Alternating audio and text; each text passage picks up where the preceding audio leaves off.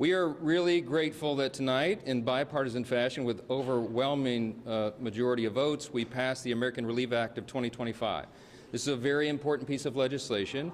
It funds the government, of course, until March of 2025. That was a big priority for us. This is America First legislation because it allows us to be set up to deliver for the American people. In January, we will make a sea change in Washington.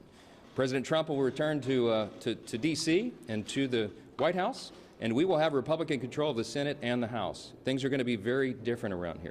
This was a necessary step to bridge the gap, to put us into that moment where we can put our fingerprints on the final decisions on spending for 2025.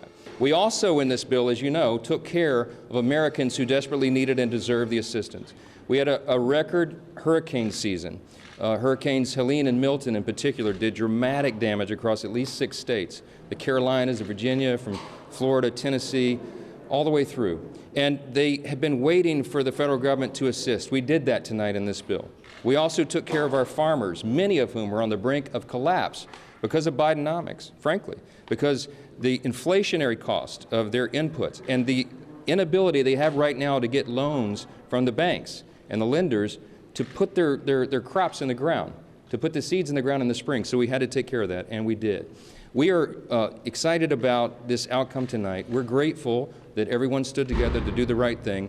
And having gotten this done now as the last order of business for the year, we are set up for a big and important new start in January. We can't wait to get to that point. We encourage swift passage in the Senate now. They need to do their job as the House just did. We will all go home. I want to wish everybody a Merry Christmas, Happy Hanukkah, Happy Holidays, and a Happy New Year, because I hope not to see you until we get back after that.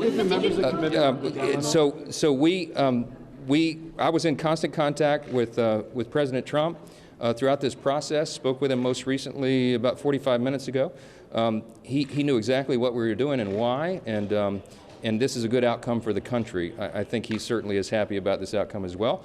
Elon Musk and I talked within about an hour ago. And we talked about the extraordinary challenges of this job. And I said, hey, you want to be Speaker of the House? I don't know. He said, this may be the hardest job in the world. I think it is. But we're going to get through this. We are going to unify this country, and we are going to bring the America First agenda to the people beginning in January. We cannot wait to get started. I hope you all have a great holiday.